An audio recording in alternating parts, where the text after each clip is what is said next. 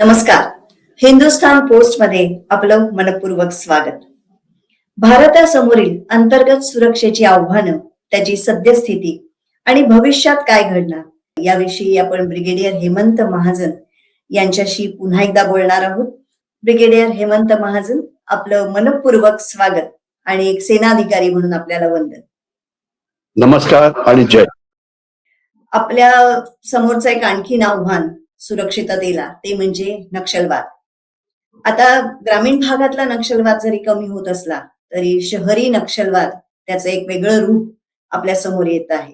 तर त्याविषयी काय सांगा? नक्षलवाद या बाबतीत 4 शब्द वापरले जातात: नक्षलवाद किंवा माओवाद किंवा लेफ्ट विंग एक्स्ट्रीमिझम किंवा लेफ्ट विंग टेररिझम.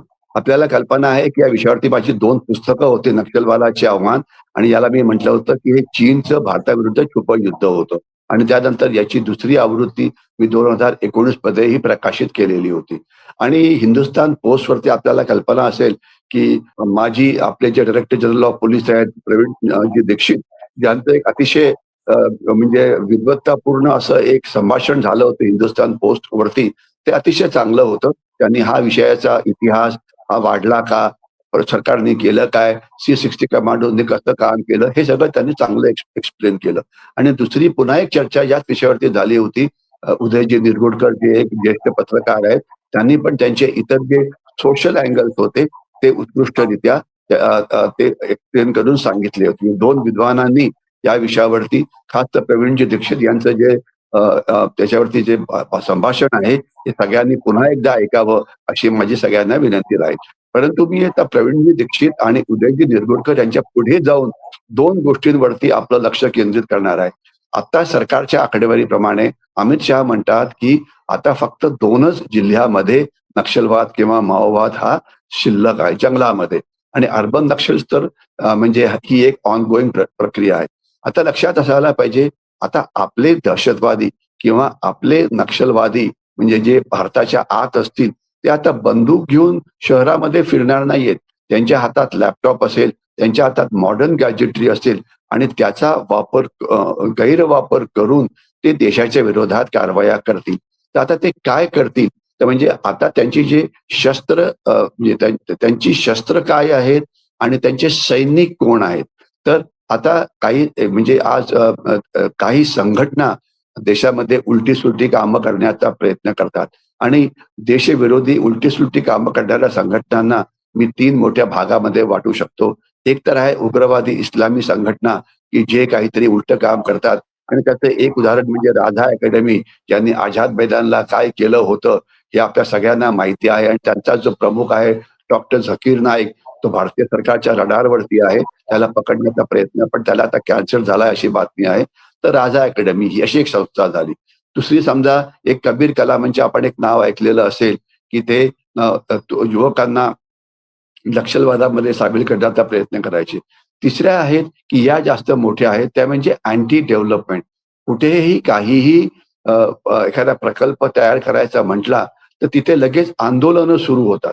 आणि देशामध्ये आता रस्ते बांधण्याकरता जमीन लागेल, धरणं बांधण्याकरता जमीन लागेल, मेट्रो जर बांधायची असेल तर जमीन लागेल. आता तुम्ही कल्पना करा, आपल्याला आठवत असेल की काही वर्षापूर्वी नाणेर नावाची जागा आहे जी कोकणामध्ये आहे. तिथे सौदी अरेबिया जगातला सर्वात मोठा तेल शुद्ध करणारा कारखाना तिथे लावणार होता. आणि तो जर कारखाना तिथे लागला असता तर तो जगातला सर्वात मोठा कारखाना झाला असता. आणि तसं झालं असतं तर कोकणाच्या लोकांना त्याच्या पुढे कधीही मुंबईला किंवा कोकणाच्या बाहेर याची गरज पडली नसती. 3 ते 4 लाख जॉब्स हे डायरेक्ट क्रिएट झाले असते. आणि जे इनडायरेक्ट जॉब्स म्हणजे हॉटेलिंग आहे, गाड्या आहेत, त्यांना अन्नधान्य पुरवणं आहे, सर्व्हिसेस प्रोव्हाइड करणं आहे, हे अजून 3-4 लाख तयार झाले असते. आणि बघा, आता आपल्याला तेल संकटाचा प्रॉब्लेम येतो आहे, तर सौदी अरेबिया त्यावेळेला नाणेरमध्ये रिफायनरी का तयार करणार होतं? कारण सौदी अरेबियाचा जो एक मोठा प्रकल्प आहे अरमॅको ज्याला म्हटलं जातं, जो गल्फ ऑफ होर्मुझच्या अजून आत आहे, तर तिथे सारखं इराण त्यांच्यावरती फायरिंग करत असतं. त्यामुळे त्यांना तेल उत्पादन नीट करता येत नाही. म्हणून त्यांना ओपन समुद्रामध्ये आपलं तेल शुद्ध करायचा कारखाना तिथे लावायचा होता. आणि ते स्वतःहून सगळे पैसे खर्च करणार होते. आणि त्याला थांबवलं कोणी? तर आपण आपल्यातल्या काही राजकीय नेत्यांनी, आपल्या संघटनांनी आणि आपण आपल्या पायावरती कुऱ्हाड मारली. हे दुर्दैव आहे. तर ही जी अँटी डेव्हलपमेंट जी मेंटॅलिटी आहे, यांना आपण अर्बन नक्षल्स असं म्हणू शकतो. कारण शेवटी जमीन तर पाहिजेच हो. आणि याच्यात सर्वात मोठा जो प्रकार आहे त्याला भीमा कोरेगाव म्हटलं जातं.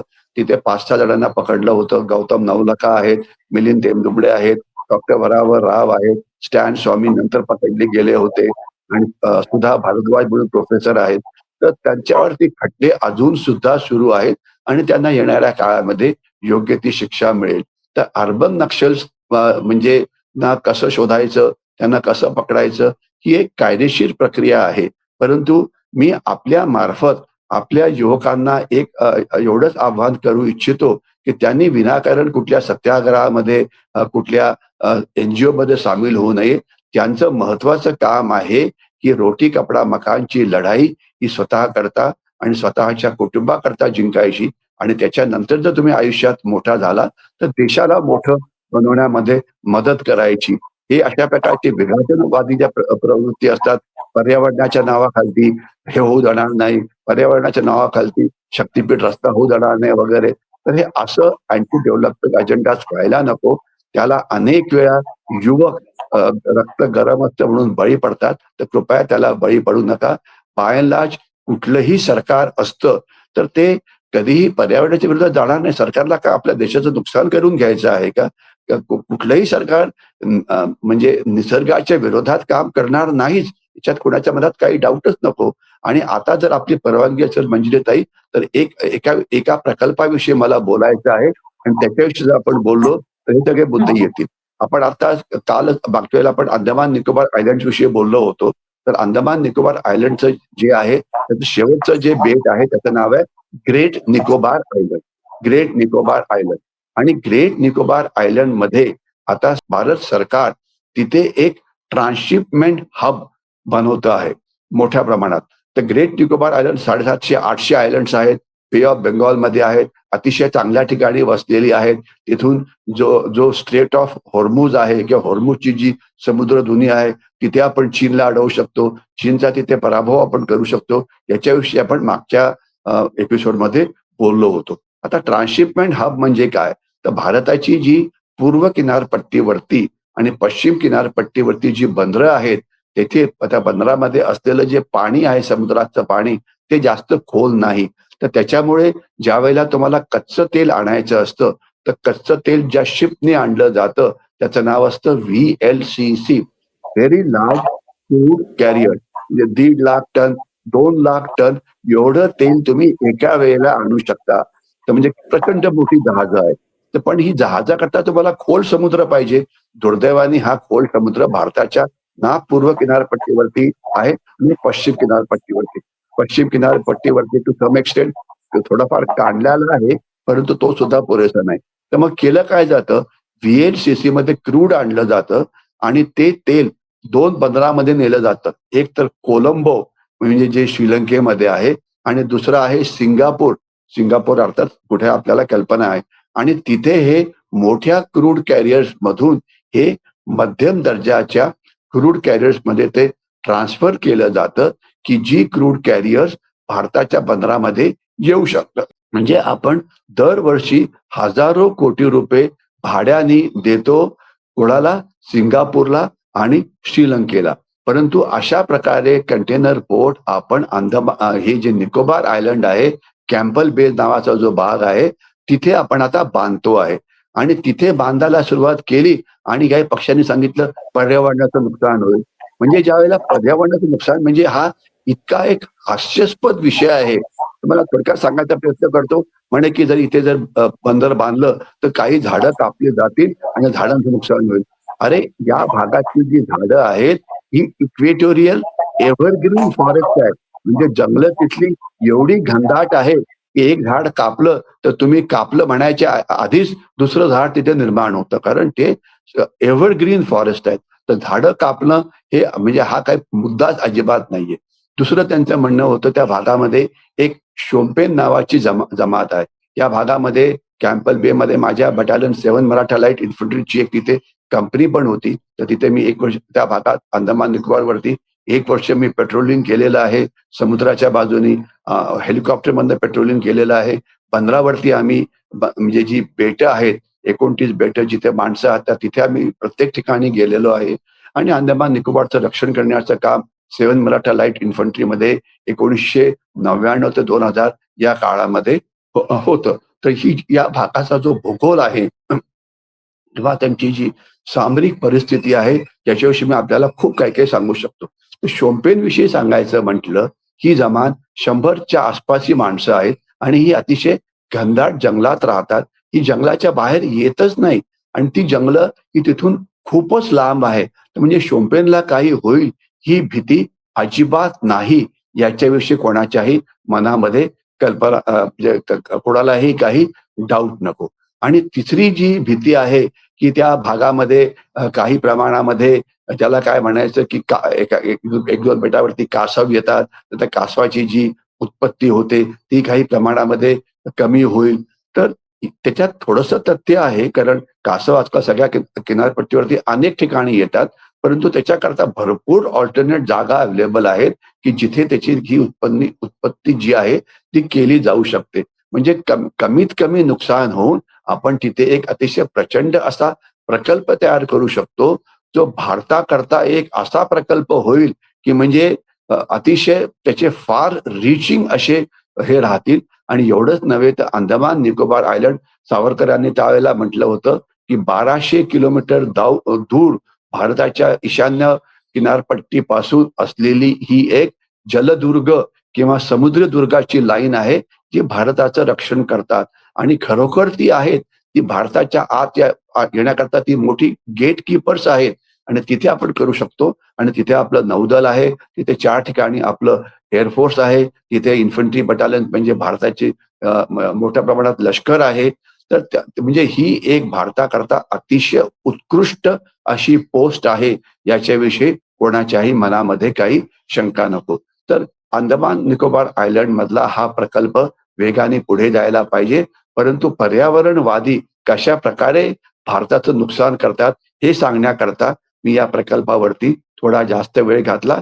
आता या प्रकल्पाला पूर्णपणे मंजुरी मिळालेली आहे आणि पुढच्या 2-3 वर्षामध्ये निर्मिती होईल आणि याच्यामुळे भारताची अर्थव्यवस्था अजून जास्त एफिशियंट होईल.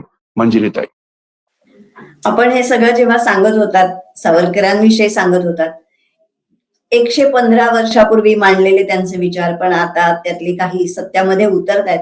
खरोखरच सावरकरांचं ऐकलं असतं तर देशाची परिस्थिती आज काही वेगळी असती. मगाशी आपण मुलांविषयी म्हणालात, की युवा पिढीने नीट समजून घेतलं पाहिजे, कुठल्या तरी विषयाच्या मागे जाता कामा नये. तर खरोखरच आपल्यासारखे जे सांगतात, माहिती देतात ती ऐकून मुलांनी अभ्यास केला पाहिजे आणि मगच आपला निर्णय घेतला पाहिजे असं मला वाटतं. कारण शासन खूप चांगलं काम करत आहे, पण त्यांच्या मागे आपण उभं राहणं हे तितकंच गरजेचं असतं. आपण अनेक आव्हानांविषयी बोललात, पण या शिवाय देखील त्यापुढे भारतापुढे कुठली अंतर्गत आव्हानं आहेत, त्याविषयी काय सांगाल? अ, बाकीच्या भारतामध्ये जी आव्हानं आहेत, ही अतिशय वेगाने बदली झालेली आहेत अंतर्गत सुरक्षेची. आपल्याला आठवत असेल, की म्हणजे 1972च्या नंतर 1971चं युद्ध हरल्यानंतर पाकिस्तानला कळालं, की पारंपरिक युद्ध करून जिंकणं शक्य नाही. म्हणून त्यांनी दहशतवादाचा वापर करण्याचं ठरवलं आणि त्यांनी एक ऑपरेशन सुरू केलं, ज्याचं नाव होतं ऑपरेशन काराकोरम. आणि ऑपरेशन काराकोरमचे 3 भाग होते. K1, K2, K3. K1 म्हणजे खालिस्तानी दहशतवाद पंजाबमध्ये तयार करायचा. K2 म्हणजे काश्मीरमधला दहशतवाद आणि K3 म्हणजे बाकीच्या भारतातला दहशतवाद. आणि तो कसा निर्माण झाला याच्याविषयी आपल्याला जास्त बोलण्याची गरज नाहीये. परंतु बाकीच्या भारतामधला दहशतवाद हा ॲक्चुअली सुरू झाला. आपल्याला आठवत असेल, की 1993 साली मुंबईमध्ये सर्वात पहिले बॉम्ब ब्लास्ट झाले आणि 13 बॉम्ब ब्लास्ट झाले आणि त्याच्यानंतर मग जी बॉम्ब ब्लास्टची मालिका सुरू झाली, तर ती दरवर्षी 1-2 बॉम्ब ब्लास्ट हे होतच राहायचे. 2014 मध्ये मोदी सरकार आलं आणि त्यांचं आक्रमक धोरण खूप आक्रमक होतं आणि त्याच्यामुळे ते सगळे बॉम्ब ब्लास्ट थांबले आणि त्याच्यानंतर काय झालं हा इतिहास आपल्याला माहिती आहे. तर आता आपल्याला आठवत असेल, की 2016 मध्ये पाकिस्तानने पुन्हा एकदा दहशतवादी मोठा हल्ला करायचा प्रयत्न केला उरीमध्ये आणि त्याचं प्रत्युत्तर आपण एक सर्जिकल स्ट्राईक करून दिलं आणि पाकिस्तानचं त्यात खूप नुकसान झालं. 2019 पर्यंत शांतता होती. मग पुलवामामध्ये सीआरपीएफच्या गाडीवरती हल्ला झाला. 45 सीआरपीएफचे जवान त्यात मारले गेले. त्यानंतर झालेला आपला बालाकोटचा हल्ला 250 तिथे दहशतवादी मारले गेले. त्यानंतर शांतता होती आणि मग सरळ आपण 24 एप्रिलला येतो आणि त्याच्यानंतर झालेलं ऑपरेशन सिंधू हे कसं झालं होतं या विषयावरती आपलं पुस्तकच आहे. तर हा इतिहास थोडक्यात दहशतवादाचा आहे. परंतु आता मात्र दहशतवादाचं स्वरूप जे आहे ते बाकीच्या भारतामध्ये बदली होत आहे. तर बदली होतं म्हणजे काय? आता बॉम्बस्फोटाचा दहशतवाद होत नाही, होणार नाही. पाकिस्तानची ते करायची हिंमत नाही. 26/11 सारखे हल्ले म्हणजे हातात बंदुका घेऊन आपल्या कुठल्या तरी शहरामध्ये हल्ले करायचे, म्हणजे मुंबईमध्ये असो की अयोध्येमधला हल्ला असो की संसदेवरचा हल्ला असो वगैरे. तर ही शक्यता आता अजिबात नाही. म्हणजे मी आधी छाती ठोकून सांगतो की बॉम्ब ब्लास्ट होणार नाहीत ना अशा प्रकारचे हल्ले होतील. मग होणार काय? तर आता जो दहशतवादाचा जो प्रकार आहे, सर्वात जो प्रचंड प्रकार आहे तो म्हणजे नॅर्को टेररिझम किंवा अफू गांजा चरसचा दहशतवाद. आपल्याला कल्पना पाहिजे 2025 या सालामध्ये जवळजवळ 450हून जास्त ड्रोन्स हे पंजाबमध्ये पकडले गेले. प्रत्येक ड्रोनमध्ये 15 ते 16 किलो ड्रग्ज आणले जात होते आणि प्रचंड प्रमाणामध्ये ड्रग्ज आज पंजाबमध्ये आणले जात आहेत. आपण पुष्कळ प्रयत्न करतो तो थांबवण्याचा, परंतु त्याला आपल्याला पुरेसं यश मिळालेलं नाहीये. पंजाब वरती एक सिनेमा पण निर्माण झाला होता, उडता पंजाब.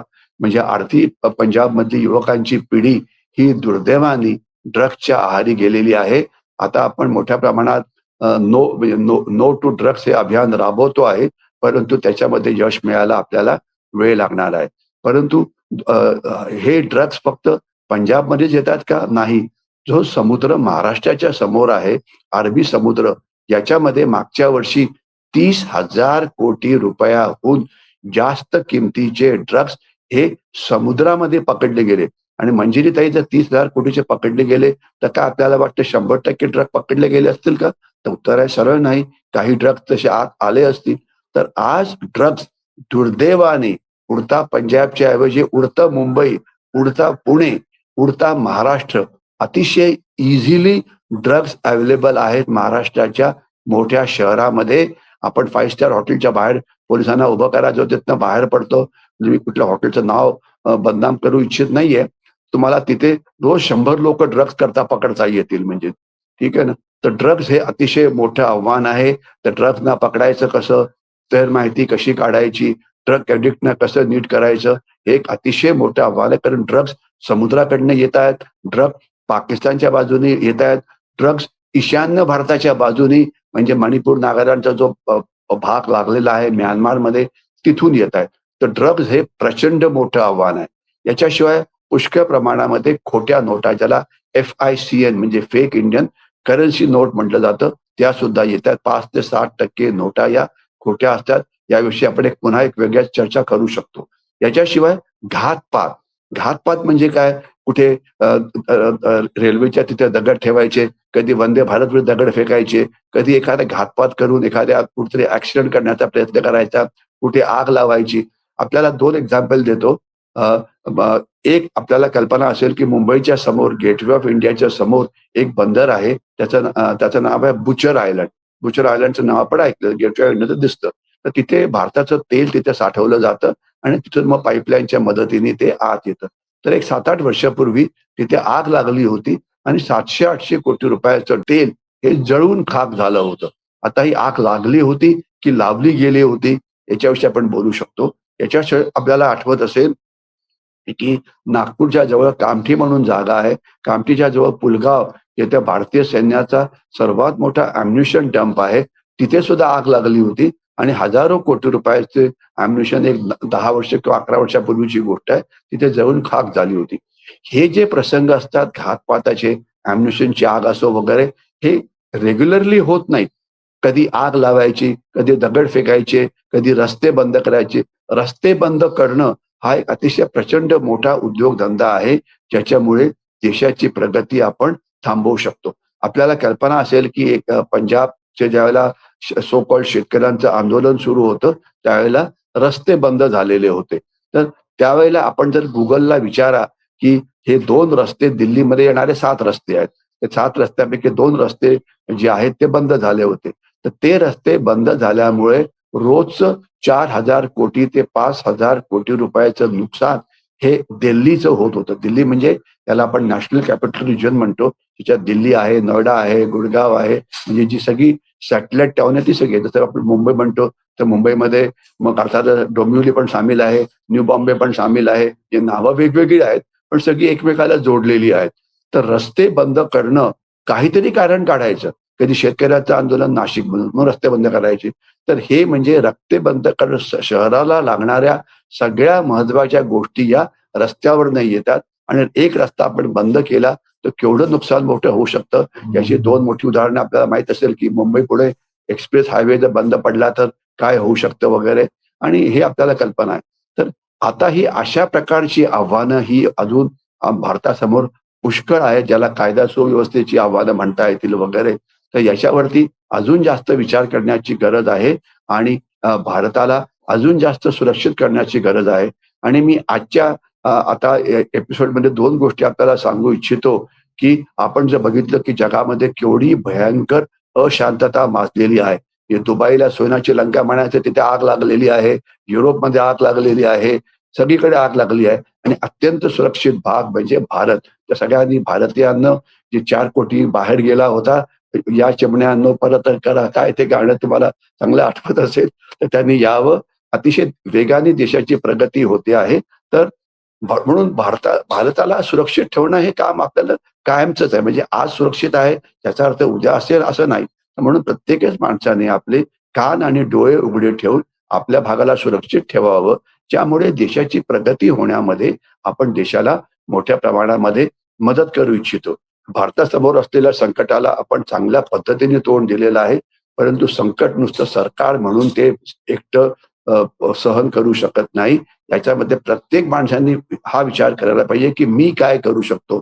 देशाकरता मी गॅस वाचवू शकतो का, देशाकरता मी तेल वाचवू शकतो का. आपण ज्यावेळेला यावेळेला बोलतोय मंजिरीताई, आपल्याला कल्पना असेल फिलिपिन्सच्या राष्ट्रपतींचा ऍड्रेस आपण बघा. जपान एक अतिशय मोठं राष्ट्र आहे, नंबर 5 ची अर्थव्यवस्था आहे, नंबर 4 ची मला वाटतं. त्यांच्या प्राईम मिनिस्टरचा जे ऍड्रेस आहे नेशनला, ते म्हणतात की कार पुलिंग करा, ते म्हणतात पेट्रोल वाचवा, उगीच बाहेर फिरायला जाऊ नका वगैरे वगैरे. जपान बरं का, जपान काही लहान राष्ट्र नाहीये. तर म्हणजे मला वाटतं अशी आपल्याकडे कुठलाही लॉकडाऊन नाहीये, याची शक्यता पण नाहीये. पण लक्षात असावं की हे आपलं 85% तेल हे बाहेरून येतं.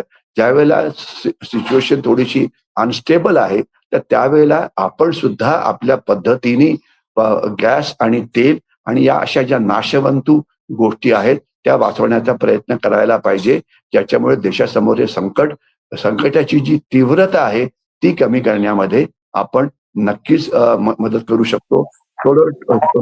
रूफटॉप सोलर पॅनल हा सुद्धा एक महत्वाचा प्रकल्प प्रत्येक भारतीयाने आपल्या घरासमोर लावायला पाहिजे वगैरे वगैरे. करायला अनेक गोष्टी आहेत, पण मी काय करू शकतो आपण हा जर विचार डोळ्यासमोर आणला तर नेमकं काय करायचं हा नंतर कधी आपला एक एपिसोड आपण नंतर पुन्हा करू शकतो. मंजिरीताई. निश्चितच आपण जसं म्हणालात की प्रत्येक नागरिकाने एक सैनिक म्हणून वावरणं गरजेचं आहे. आणि या निमित्ताने मी आपल्या दर्शकांना सांगू इच्छिते की ब्रिगेडियर हेमंत महाजन यांनी बांगलादेशी घुसखोरी किंवा ऑपरेशन सिंदूर अशी अनेक पुस्तकं जी लिहिलेली आहेत ती स्वातंत्र्यवीर सावरकर राष्ट्रीय स्मारकामध्ये उपलब्ध आहेत. त्याचा सगळ्यांनी जरूर लाभ घ्यावा, कारण अतिशय माहितीपूर्ण अशी ती पुस्तकं आहेत. ब्रिगेडियर साहेब, आज आपण परत एकदा हिंदुस्थान पोस्ट मध्ये सहभागी झालात, या चर्चेमध्ये सहभागी झालात आणि अतिशय चांगली माहिती या आपल्या सगळ्यांना तुम्ही देताच दरवेळेला. असेच आपण एपिसोड आणखीन करत राहू. मनपूर्वक धन्यवाद. धन्यवाद आणि जय.